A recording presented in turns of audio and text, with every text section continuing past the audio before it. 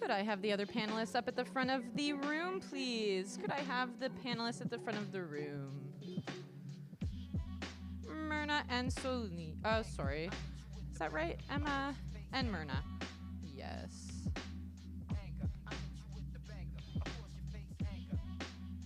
Hello again. Welcome back. We'll have you both sit up here.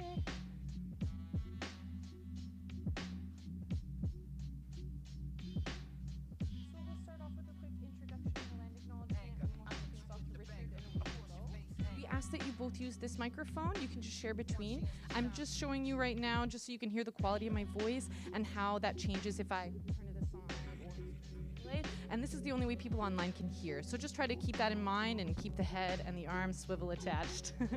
Make sense?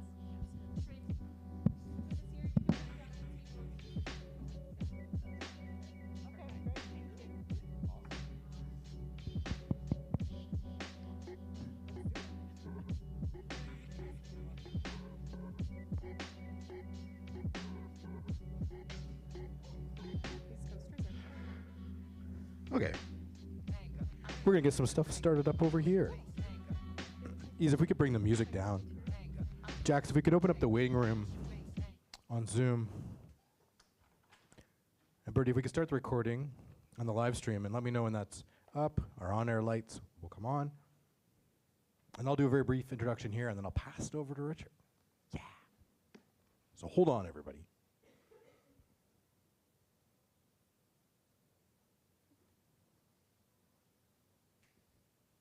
Hello, everyone. Welcome to Concordia University's Fourth Space. Thanks for joining us for today's event, Talking Shop, Retail in Motion. And this is a live podcast recording with the Department of Marketing, the John Molson School of Business here at Concordia. And this episode is going to explore shifts that are reshaping retail with some invited guests from industry and academia. But we'd like to begin by acknowledging that Concordia University is located on unceded Indigenous lands in Tiohtià:ke, Montreal. And we respect the continued connections with the past, present, and future in our ongoing relationships with Indigenous and other peoples within the Montreal community. And here at Fourth Space, we work with our university community to help mobilize knowledge. We co-create daily activities that examine research questions and projects, things happening all across the university. Now, we're running today's event as a live stream, both to YouTube and via Zoom, and so if you're joining us there, if you have comments or questions, pop those into the chat, and we'll do our best to read those out a little bit later on.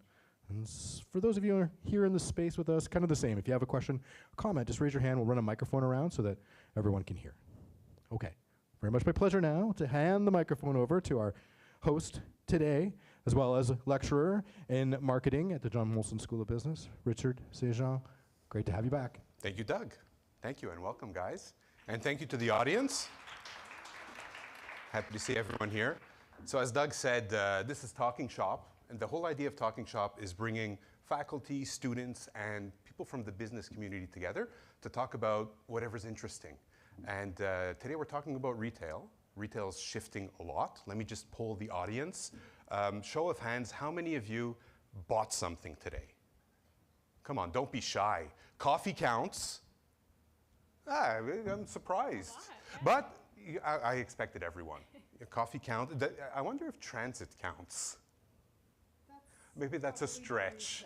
Maybe that's a bit of a, we'll edit that part out. So retail is something that's ubiquitous to all of us, and it's changing really quickly. And so today we're going to talk about some of the shifts that are reshaping the space. We have three amazing guests with different perspectives. I'll ask you to introduce yourselves in just a moment. Just want to call out Paula, who is, I'm not sure where to look, I guess that camera over there, who's joining us remote. It's funny because, from our time in retail, one of the things that's most important in affecting human behavior is the weather. And Paula was supposed to be with us today in person. I believe, Paula, you're in Toronto now, just in your hotel room? I am in a WeWork, but yeah, Air Canada had other plans for me. Awesome. I was supposed to be there, yeah. Well, glad you can make it. So maybe we'll start with you, if you wouldn't mind introducing yourself. Sure, so I'm Paula Macadi. I flew from New York. I have a podcast called Off Pounds. So every week I bring a new episode where I interview a retail leader about different perspectives. I travel all over the world looking for what is happening in retail, and that's what I try to bring in the podcast. I like the idea of different world perspectives and how that can help shape our decisions as retailers. Love it. Emma? So I'm Emma. I am the creative director and a partner at One Milk, Two Sugars, a marketing agency with offices across North America. So here in Montreal, in Toronto, and New York. We get to work with some of the most recognizable brands across North America, and I love my job. Awesome. Amazing. Hi, I'm Mirna. I'm Vice President of Marketing and Digital at La Vie en Rose. I've been there now for 10 years. La Vie en Rose is the prime destination for lingerie, sleepwear, and swimwear across Canada. I'm happy to say that I'm an old student of Concordia, so it's very fun to be back here. Awesome. Yeah. So glad to have you. So three different perspectives. We have really in the front lines of retail, from the agency side, the brand storyteller, and then Paula, who's traveling the world and understanding what's going on from a global perspective. So this should be really a lot of fun. So we wanted to kick things off with a little bit of an icebreaker. And so we prepared a round of 2 truths, 1 lie about retail. So most of you raised your hands. So retail is something that we all feel connected to because we do it all the time, but it's not as obvious as you may think. So I was hoping that maybe we can start with you, Mirna. What are your 2 truths, 1 lie? And we're going to get you involved, the audience, to try to figure out what the lie is. Okay, I'll try my best to sound very confident on all 3. Yeah. Make this hard. So the first, you're going to see more and more, pure e-commerce players that are opening stores to be able to reach their customers and have a better experience for their customer and more profitability. My second truth is the number 1 revenue stream for a business is social media right now. And my third truth is when, speaking of social media, we're consistently seeing that working with a variety of micro-influencers is bringing really much more conversion and ultimate revenue than working with big-time influencers. So those are my 3 statements. Okay, super interesting. Yeah. So maybe we can get a show of hands. So the first one was more pure players. Yeah, more pure online players opening stores. Number 2 is that social media is the biggest revenue driver. Yeah. And number 3 is micro-influencers are performing better than big influencers. That's tough. Right? Do you guys want to vote? Right now, who thinks it's number 1? Okay. No. What is number 1? The truth? Or the lie? The lie. We're looking for the lie. It's not the lie. This is true. This is true. Yes. Ooh. Okay, yeah. Who thinks it's the fact that social media is driving revenue? That's the lie. That's the lie. Wow. And that's the lie. That's the lie. Wow, you guys are really good. I mean, I wonder where you're learning all of your stuff. This is great. Yeah, awesome. Well, you got it. You're good. Thank you. Yeah. Thank you, Emma. How about you? Okay, let's dive in. 3 truths. I want to say that women's health, I think, is going to be having a huge impact on the retail space this year due to its general growing awareness at every level of the retail industry. Gen Z, we're seeing a decline of them going in stores and really focused on more digital. And there is huge growth in the secondhand retail market right now. We're seeing that it's actually increasing at a faster rate than traditional retail. Okay. Very tough. The first one was? The first one was women's health. Women's is health, going to that's have right. a huge impact on Okay. retail and is already quietly having a shift. So is that the lie? What do you guys think? Women's health growing, gonna have a huge impact? Okay, no. Next one, Gen Z are buying only online. They're all online. All We're seeing a online. reduction in stores. Oh, wow. You guys are too good. They're too good. Okay, amazing. I wonder why. It's super interesting. So we'll follow up on some of the things that you both said. Let's get Paula's answers first. So let's hear what you've come up with. Yeah, sure. So AI is already delivering ROI, consistent results, easy to measure for all retailers. Another truth is that physical retail is growing again for many brands, and most retailers still struggle to unify customer data across channels. Okay, so AI is easy and is already driving revenue. We have a few hands up, Paula, just so that you know. Is that the truth, or is the truth? That is the lie. Yeah. They got it. Yeah. So, okay, well, look, it's not on the script, but maybe we can pivot into that because there's a lot of hype around AI, and tech has been around for a while. We've lived together. By the way, just for those of you who don't know, Mir and I used to work together for several years at a previous employer. Had a great time. Richard taught me a lot. He actually, he was my boss, and we learned a lot. So yeah, thank you for giving me that chance. It's mutual. I definitely learned a lot from it, and we'll continue to learn. So, what are some of the overhyped things in the industry right now? I don't want to say that AI is overhyped, because it is incredible, and the things that it'll help us do are incredible. However, AI is just an accelerator for things that we're already doing.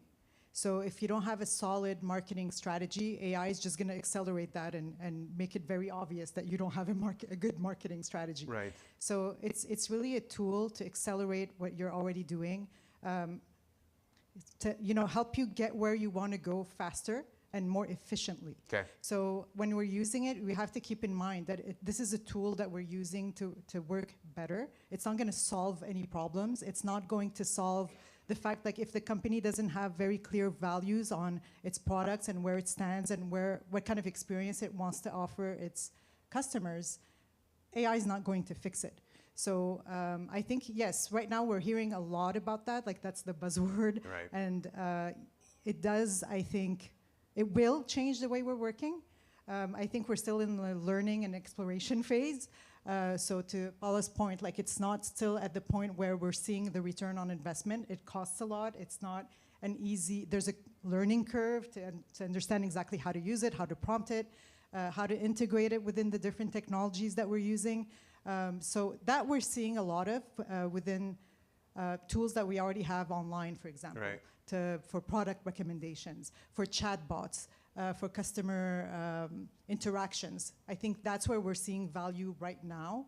But in terms of creating content, creating visual content to present to our customers, we have to tread very lightly to try to keep the brand authentic, keep our marketing authentic. We really need to think how we're using it and make sure we're using it in the right way. Right, so it's more within the tools that you're already using. Now you have these accelerators, but it's not as though there's a master platform like a Cerebral, if you remember X-Men, that you're going in the morning and you're like, what do I do?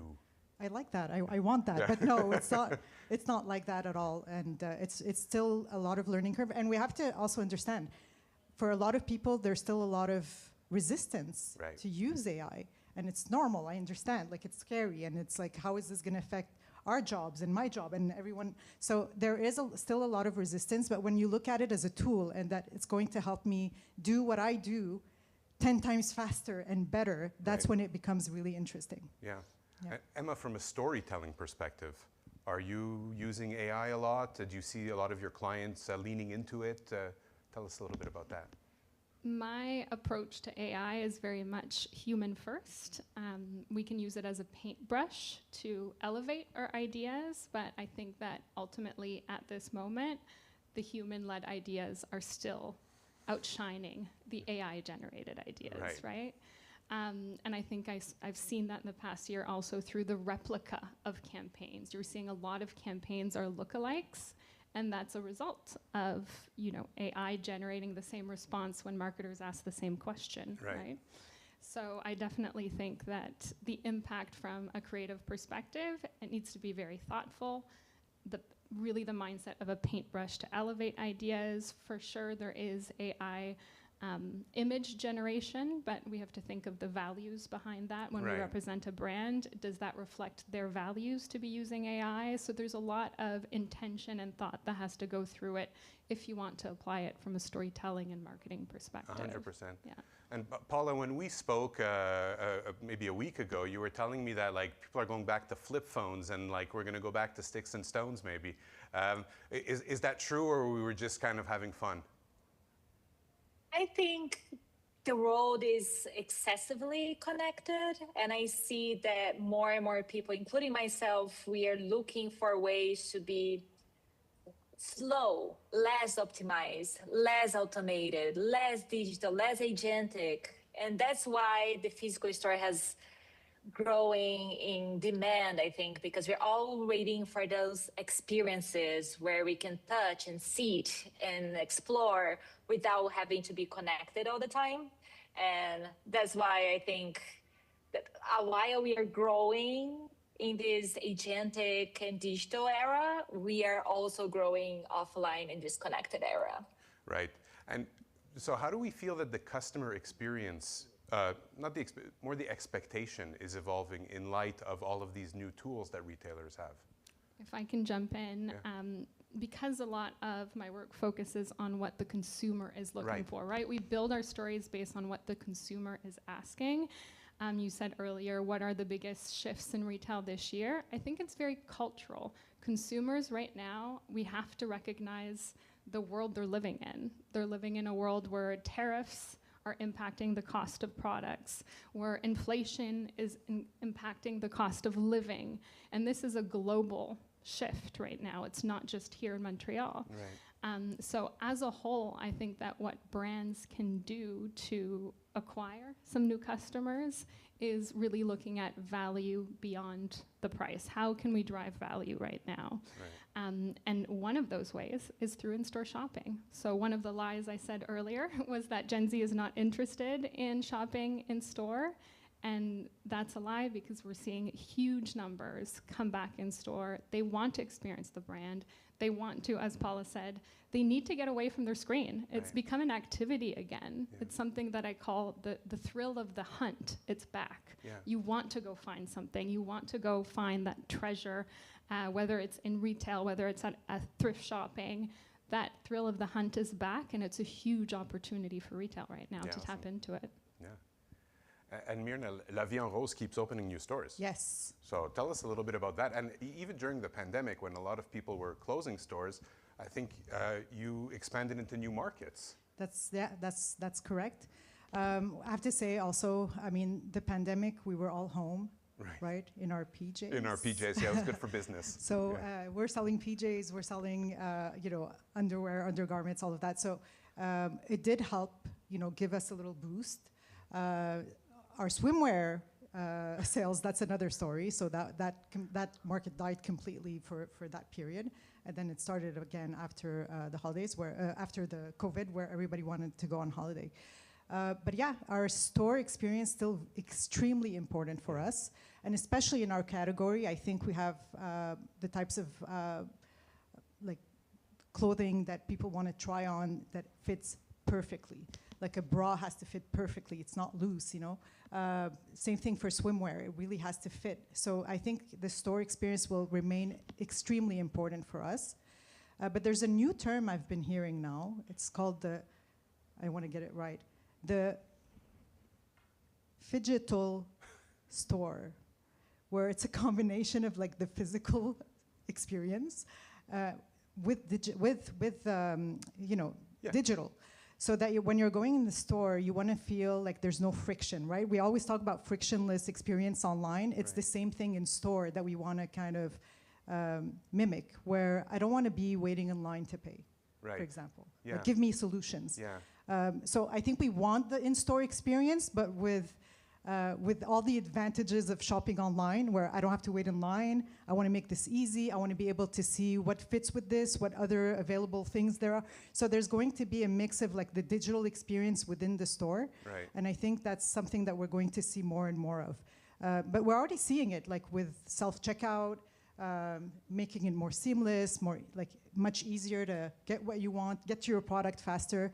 So that's the kind of stuff I think we're going to get into a little more, but it will remain extremely important. Right, like showrooming and returns and stuff like this to be able to be done in store. Absolutely. Yeah. Emma, you spoke about the kind of unpredictable things like tariffs and so on. So what's the ratio or the balance of planning versus being able to be adaptable right now? I think what Myrna just spoke about, actually, the impact on sales of bathing suits based on COVID, like that's cultural. Right. That's cultural. You couldn't have planned that, right? And so there has to be a happy medium. There was a time when I started in marketing when we would plan sometimes almost 2 years in advance, the entire marketing plan, and we followed it to a T. It's not the case at all. Now we really operate on a quarter max basis for most of our clients' plans. Yes, we'll design full year plans, but usually they shift completely.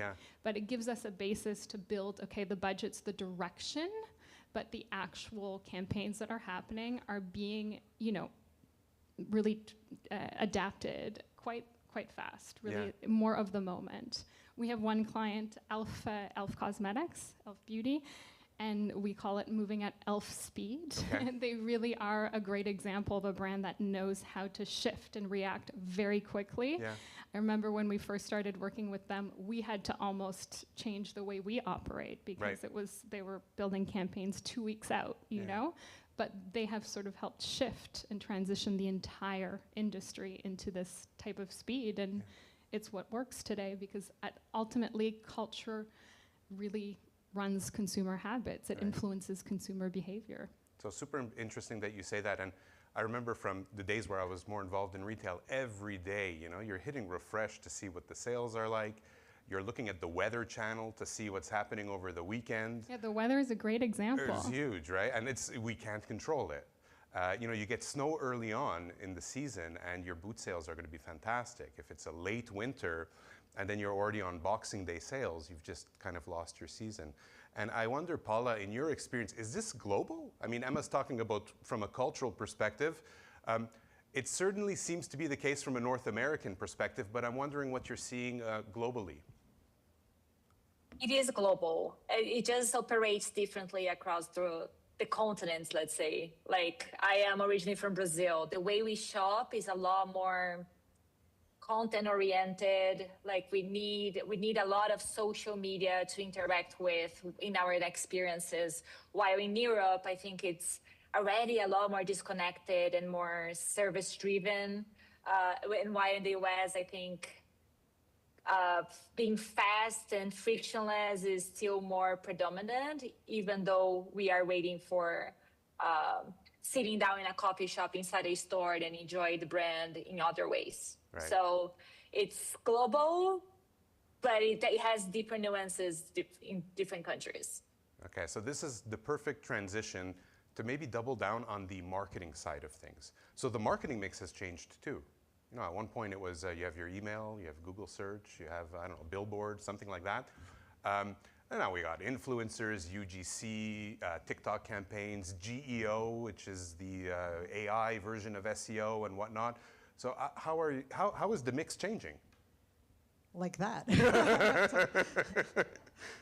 It is changing a lot. And one thing I keep saying, like when we're having our team meetings, is we're unable to create content at the speed that we need to, share this content on all our channels and media.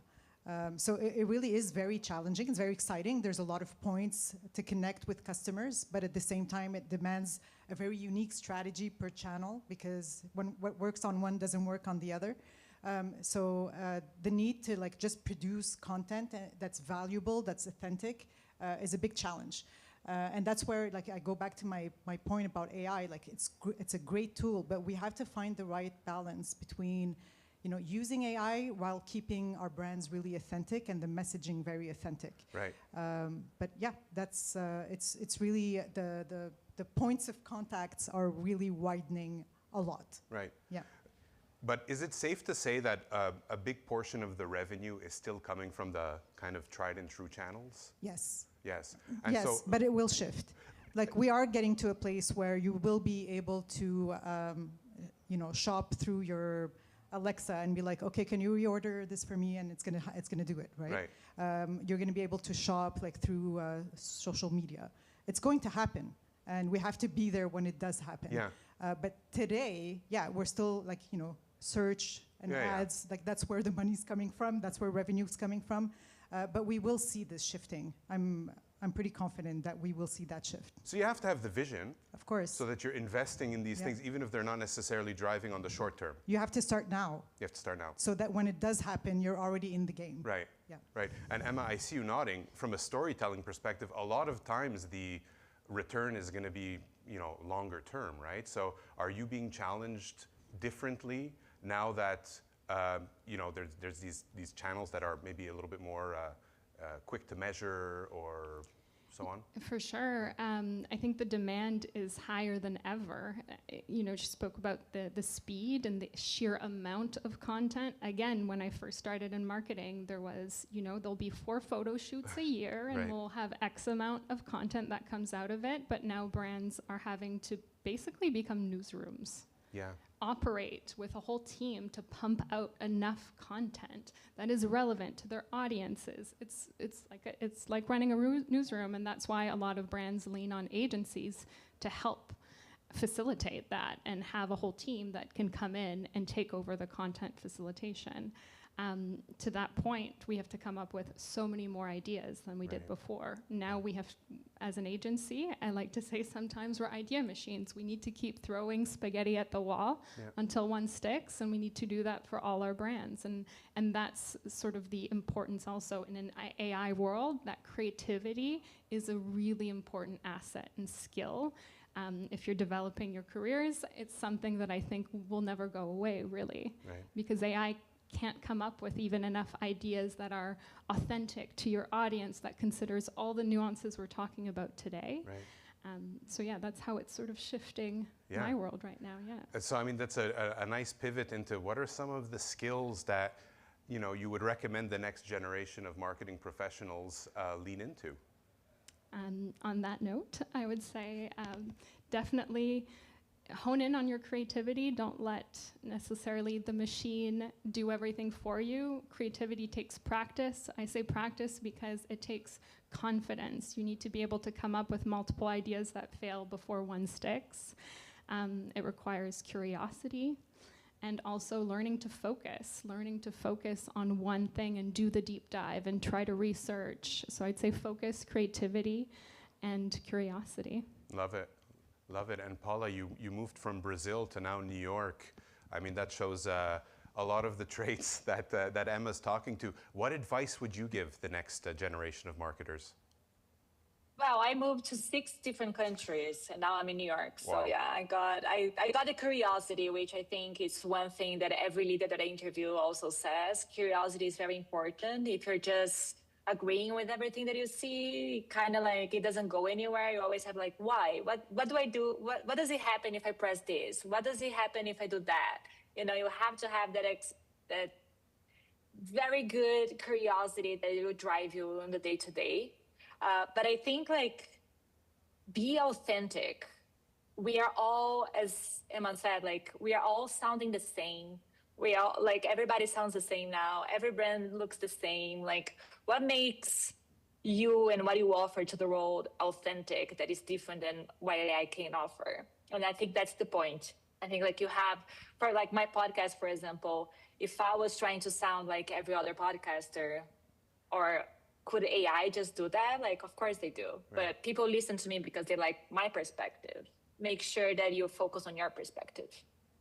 That's great advice, yeah. You want to add to that? Yeah, sure.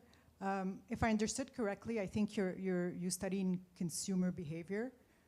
Consumer behavior is based a lot on emotion, and that's one thing AI doesn't have. So that's where we have to be, smart about how we put our brands forward. And to go back to what you both said, which I completely agree, it's about being authentic, understanding what the brand values are, because we want to connect to a brand. We want to feel, like we're part of a tribe, part of a brand, and that's where the human's always going to be important, and we feel it, we know it. How many times, like, I look at my feed sometimes and I see, like, as soon as you see an AI video, you see the comments, oh, it's AI, so it's dismissed, right? Because we don't connect with it. And I think that connection is still going to be very, very important when it comes to consumer behavior. Yeah. Okay, so I want to definitely open the floor to questions from the audience, but maybe one more round. What's the one thing you're watching right now that you feel is a blind spot for the rest of the industry? That's a good question. Yeah, go for it. I can kick it off. I guess my first truth that I mentioned earlier, which is women's health. Nice. So women's health is growing in awareness. We're starting to learn more about the impact of not only food on our body, but also materials. And we're seeing a shift where people are starting to question, what are these clothes made of and how does it affect specifically women, our hormonal system? Right. And we're seeing this question coming from Gen Z all the way up to Gen X. So it's a really big opportunity, and we're seeing brands like Uniqlo being the ones who have quietly been answering that shift with collections that are based on 100% cashmere, 100% cotton. If you go on their landing page today, you'll see that most of the messaging is about the type of materials. It's not about the style, and that's a quiet shift. Skims recently was called out for the materials being quite toxic for the female body, and they immediately answered with everyday cotton collection. And we're seeing this quiet shift across most brands. I know that La Vie en Rose also has a cotton pajama collection. So we're seeing the shift, and it's not spoken loudly about, but I am seeing that there's an opportunity for a lot of new players and a lot of sort of heritage brands to come in and win that moment. If you even look at Oura Ring, they looked at their data in the last few years, and it's a health ring. And they realized that it was mostly women that were purchasing their ring because it tracked women's health trackers, like your period, or knowing how your hormone cycle, where you're at in your hormone cycle, helping for fertility. And now they're going to be launching a whole new product category just for that audience because it was such a huge growth driver. I think the wellness industry in general has been influencing the retail market, right? Longevity, that's been a big buzzword, but I think the quiet one has been women's health, and there's a big shift coming. I love it. Awesome. Maybe we'll pass it to Paula, what do you think people are missing right now? I'm happy you mentioned longevity, because I think that's where all the money, the attention, and the focus are going now. And I think there's this intercorrelation between retail, hospitality, and wellness that is happening now, and like more clubs and memberships and things to make you healthier. I'm seeing like gyms becoming retailers and becoming hotels and becoming, like wellness centers. So like there's this mix of experiences happening around longevity and health. And I think every brand should be, even Philip Morris is focusing on that now. But yeah, I think this mix of hospitality and wellness, I think it's where people should be focusing a lot. Awesome. And you know what? I think it ladders up to what we were talking about earlier, that consumers are looking to disconnect. They're looking for healthier hobbies, healthier experiences. And I think that really ladders into this general shift. If you look at it from afar, it's all connected. Right. Okay, great. Want to take a stab, or should we open up the floor to some questions? Let's do it. All right, guys. So don't be shy. Extra engagement points for the one who breaks the ice. Yeah, let's go. Emma in the front. All right. I think hold on we're one gonna second. circulate a mic, yeah. Yeah, I've got a mic. We see there are some people joining us on Zoom. If you have comments, questions, pop those into the chat. We'll read them out. And yeah, I see some hands up. So here. So I'm curious about the point we were just speaking about. Since access is so easy nowadays, we're all accessible and we can all hop on trends so easily. I'm curious how brands stay authentic and how they're able to navigate standing out in a world where everybody tries to follow the same kind of trends and hop on the bandwagon. I'm curious how brands continue to stay authentic while still following trends. I think it's really important for the brand to know itself, like what are its values. I think sometimes we lose track of that when we see some trends or what others are doing and you want to hop on that trend, but we always have to ask ourselves, is that like true to our positioning and who we want to speak to and our customer? So it's not always easy because it's easy to want to jump in on all these different trends that come up, but it's very important to ask that question. Is it really for our customer? Is it going to speak to our customer? And a lot of things that look really flashy and fun, people don't necessarily adopt very easily. Like if it's not going to make their lives better, make their experience easier, it's not important to them. So it's always thinking twice and going back to the goal and the DNA of the brand. Yeah. If I can add also, I think a really simple tool sometimes in our toolbox to assess whether a trend or an idea is the right one for your brand is to ask yourself, could I just insert brand here? Could this apply to any brand? Right. Or does this really feel like this brand? I think it's a simple way to sort of go through your ideas, go through the trends, and quickly eliminate the ones that, you know what, anybody can do that. There's a question right here. Who are your biggest influences for what you do today? You look familiar, by the way.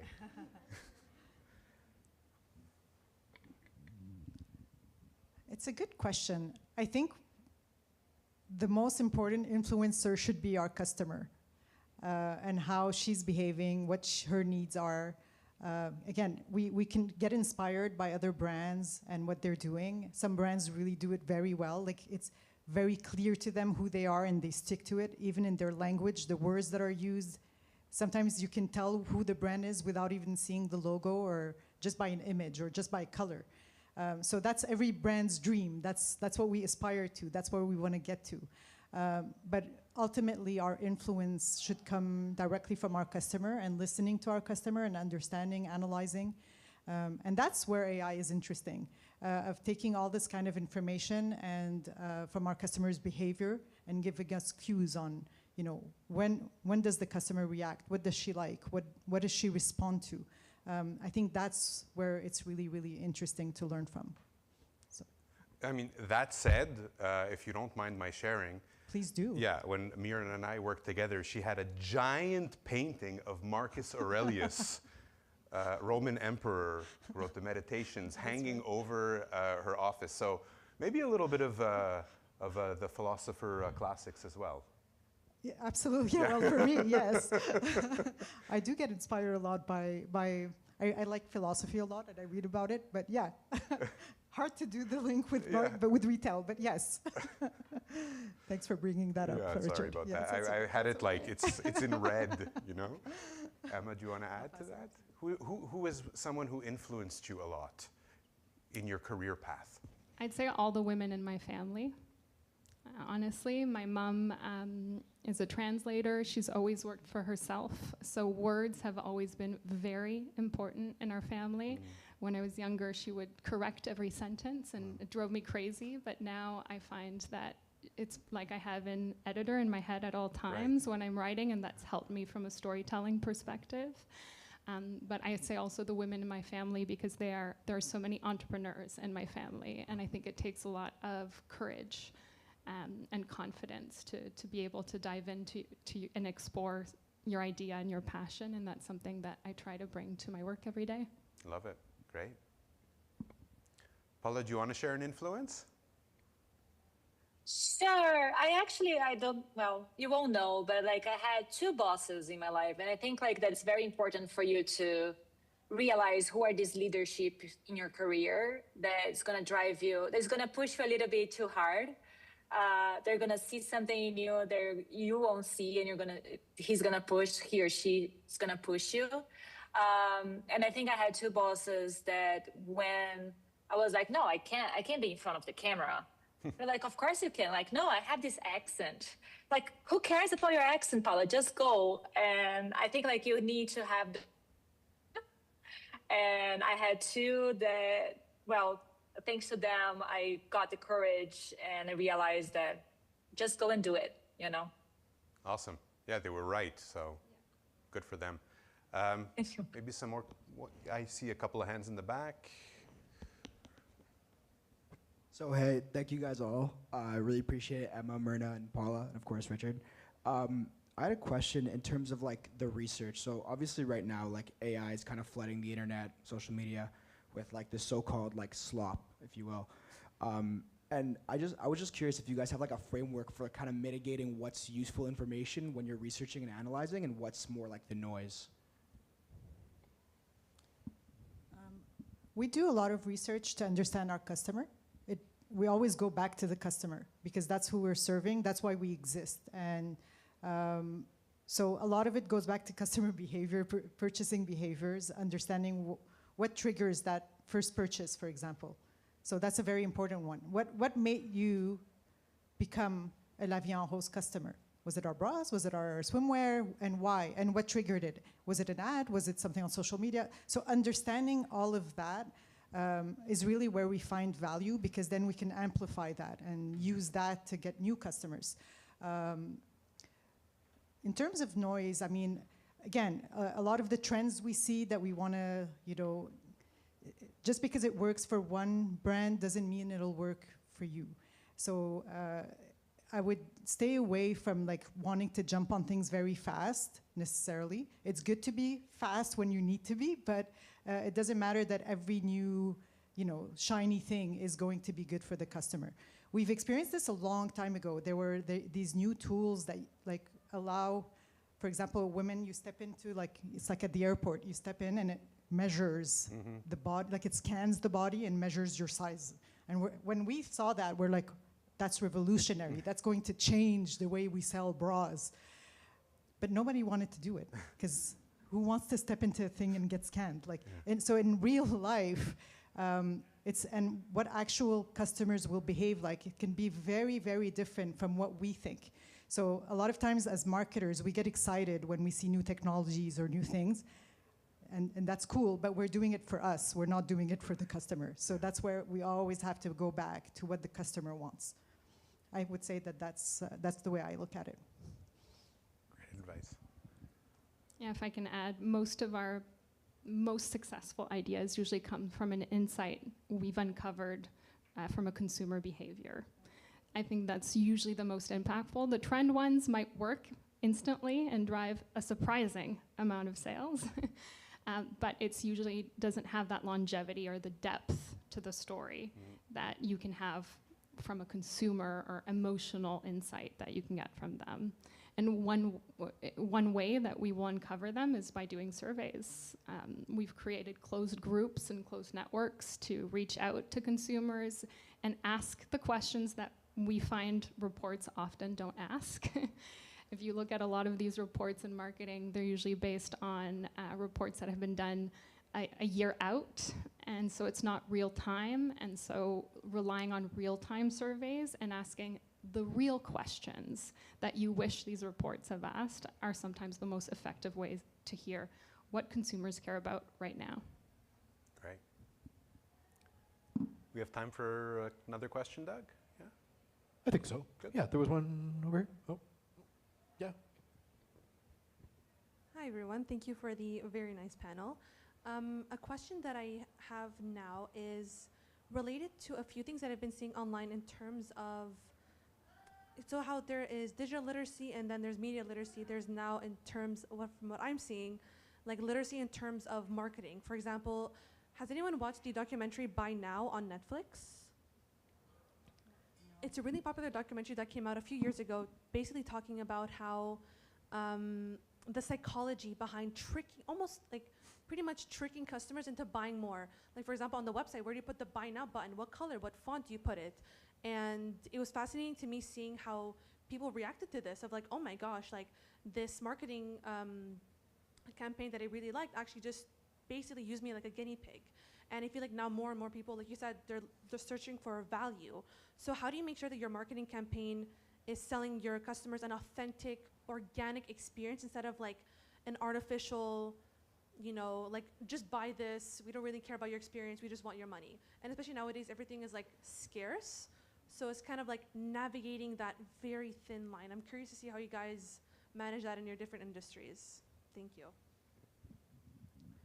That's a really good question. I think ultimately, if you're not sincere in the way you're marketing, the customer ultimately will feel it. And it's not a good long-term strategy. That being said, we have a department dedicated to CRO, which is conversion rate optimization online. And it is by doing things like that, like, okay, if we place this on the right versus the left, we're gonna get more clicks. So all of that is designed intelligently. But the way I look at it is just making it easier for the customer to check out, right? So it's there to improve the customer experience, but always with the customer in mind. So the goal is to have that be more seamless, that you don't have to look for your things. When you're in the cart, oh, okay, I know exactly where my flow is. I know where I'm at in my flow. So it's designed to really make the experience more flawless. So if you always put the customer, like I know I repeated the customer maybe a million times in this, my answer, but if you're putting the customer first, it'll show. But if you're being unauthentic about it, that will also be felt, and you'll lose those customers eventually. Right. You may fool them once, but not fool them twice. Not fool them twice. Yeah, very good. I also think it's perhaps one of the reasons why people are returning to in-store. I think Simon's is a great example of a department store that has stood the test of time, in part because they show value beyond price. They have access to washrooms in stores, access to hemming services in stores. They come around the counter and they hand you your bag, even if you're not buying a luxury good. And I think that that is a great example of knowing your customer, showing value beyond price in a truly authentic way that they've remained themselves, that they've grown with their customer. Yeah. And I think Paula wants to add something. Yeah, 2 weeks ago, I had a guest on my podcast. It's a bedding wear company, so they sell bed sheets and stuff. And one of the things that they do for their clients is they go to their home and make their bed. Bring everything, they make their bed, teach, because this is such a pain point that we never think about. Like, I can buy expensive sheets, but do I know how to make it look like a hotel? They go to your house and teach you how to do it. And of course, that brings up selling and etc., but it builds the relationship long term. And that's one example I wanted to share. Right. So like marketers don't have to feel bad about trying to make the experience something that brings value to the customer, and it also helps their bottom line. It's not necessarily a one or the other. They could do both, right? That's our job. Yeah. Yeah. Like it really is. That's what marketing is connecting with the customer and then be able to make their experience as enjoyable as possible to make a sale. Because whether we like it or not, like we're in retail and the ultimate goal is revenue. And we have to be okay with that. We have to be comfortable with that. But how do we make it real? How do we make it authentic? How do we make sure the right person's getting the right thing and the right product? That's up to us to kind of package it in the right way. Love it. Yeah. Love it. How are we doing on time? Are we? We are pretty close to time. Yes, we do have to get set up for the second episode. Super. So maybe I can segue it. So there's a second session that's going on now, which is a case study hosted by Michel Paulin, who's a professor in the marketing department, with two guests, Solène Thubert and Jules Trollet. And they are co-founders of a fashion startup based out of Montreal. Very exciting stuff, so please stick around, allow the team to set up. And Guys, thank you so much. It was such a pleasure. And Paula, thank you as well. When you get to town, please let me know. I would love to, grab a coffee. I'll be there on Thursday. Yeah, let's do it. Super. Yeah, we're sad you weren't here. Thank you. Thank you so much, guys, and thank you to the audience.